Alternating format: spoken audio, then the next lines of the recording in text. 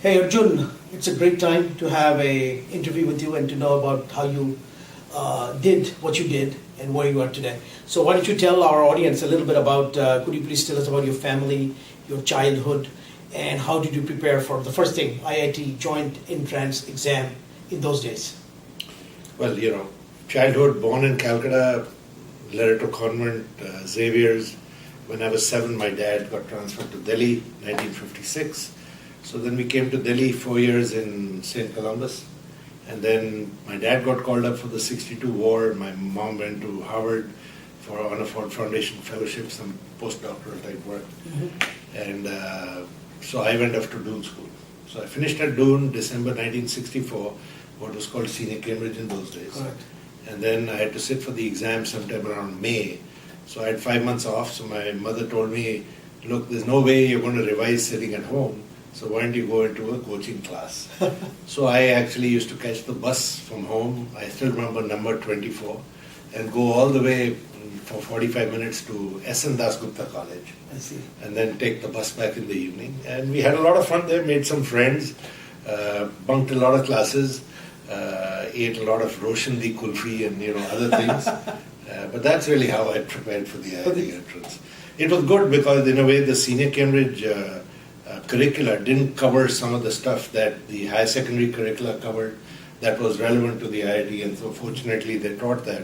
And so some of that jargon that might have been a little different or stumping when you did the joint entrance exam, you understood it because you'd just done it, at least revised it with them. So JEE was smooth sailing for you? Yeah, it was pretty easy. I mean, they psych you up to say, even if you get one sum wrong in math, you're not going to make it. And maths was the first exam, and I did 23.5 out of 25, Right. but I knew they were all correct. And so I figured I wasn't going to make it, so I took it easy for the rest of the exam and did it in a very relaxed frame of mind, and I think that's why I did well. Very good, very good. Now, you must have seen the movie Three Idiots, right? And actually, I haven't seen it. You haven't? Yeah. Okay. Now, tell us a few of your memories of the first few days in IIT about your batchmates who have influenced you in your life and your philosophy. Well, first few days at IIT, you get dragged. At least in my time, you got dragged. Of course. And you had to say sir to every fresher. You had to have something called the IIT mixture. You had to explain Newton's laws of motion in a very different way. I mean, those were interesting days. And people ask you some smart questions like under root of 0.9 and, stuff like that. Correct. But, after that, once you settle into your wing and you make a few friends and classmates, and, I was lucky I had Sunil Ahuja, Shorty as you know him, who was from Doon, my batch, so he was my roommate. And then I had Amitabh Banerjee, who was with me in Columbus. He went off to La Martiniere, I went off to Doon.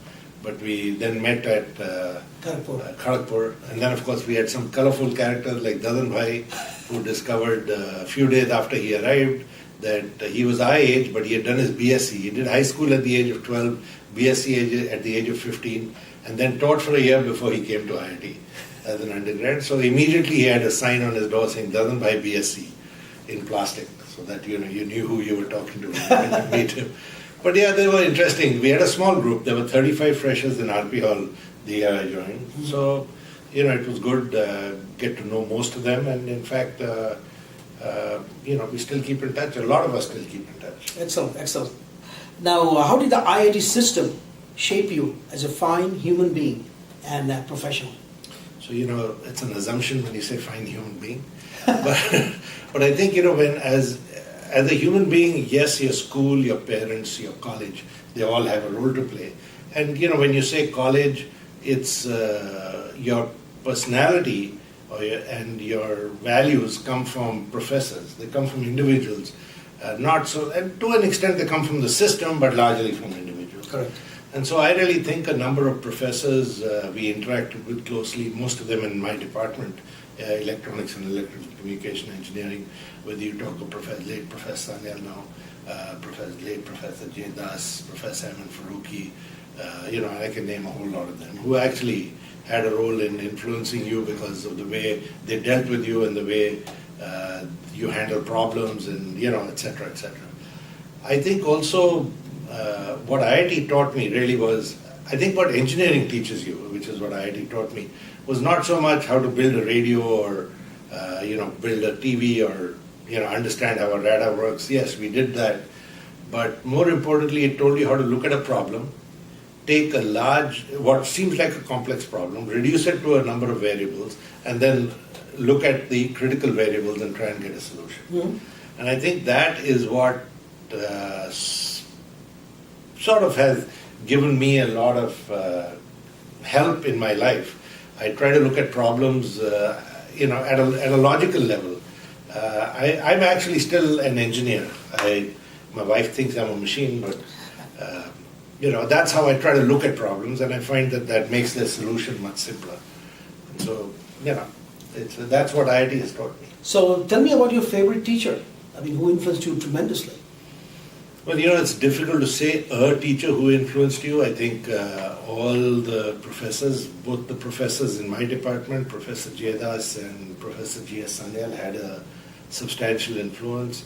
Also, some of the younger professors who were assistant or associate professors, I forget now, people like M.N. Faruqi, S.L. Maskara, also played an important role in terms of how they influenced you. And then there were some younger people like Mahendra Singh and all, who were a few years older, Lamba, who you tended to treat more as senior colleagues, but who were also had teaching responsibility. Right.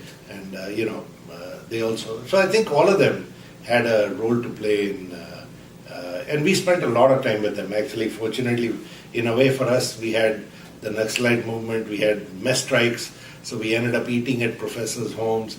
And so somehow, at least I think our batch had a lot more interaction with the faculty than most other batches, only because we had all these problems. And in a way, final term, fourth term where you do your thesis and all that, we were alone on campus. Right. Everyone else had been sent home, so that helped too. Good. Getting to know the people, your teachers, and building a relationship with them. Correct. Now, I think you were instrumental in creating what I call G.S. Sanyal School in IIT-Kharagpur. So that's a great contribution from you, after all. And all IITians and the Kharagpurian, really thank you for that. Let me ask you one question. This is a little bit of what is the definition of success in your view? And how have you pursued it? Because you must have had a picture or a way to really be successful. And tell us something about your inspiration which has driven you to success and become a fine human being. Definition of success is tough. So in a way, when I was at IIT, I wanted to do my PhD and do research, maybe teach. That's what I wanted to do. Circumstances led me to taking up a job and working, and then circumstances put me in a company. I was in DCM. They wanted to get into electronics. They didn't have too many electronics engineers, so you got a lot of opportunities.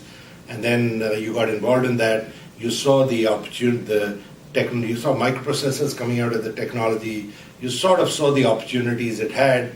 You discovered that DCM, because of the Monopolies Act, in those days India was socialist, wasn't going to be able to take advantage of it, and then decided to go out and do it on your own. So, it was all a set of circumstances, timing. If you had asked me any time in college if I would ever do that, answer was completely no, you crazy. I mean, I'm going to go into do my PhD and do research or teach. The question you asked is, how did it happen? It just happened by circumstance. I mean, you were there, you got involved in a technology that was emerging, you sort of felt it was going to change the world, and you just decided you wanted to be a part of making that change happen. So being at the right place at the right time. Yes, and also looking at the opportunity. Now, how do I define success is the question. You set your goals, and if you meet them, you're successful. But the minute you're successful, you have to reset your goal, actually. And so, in a way, it's a thankless job because the minute you feel you're going to be successful, you reset it. So you're always chasing your tail in a way. It's sort of unforgiving, but that's really what you've got to do. It's, there's an old, how do I put it, when I did my senior Cambridge, one of the poems we did was by Robert Browning called Andrea del Sarto, in which he has this line where he's a perfect painter, and he's comparing himself to Raphael, who's not perfect but gets much more recognition than he does. And he says, but a man's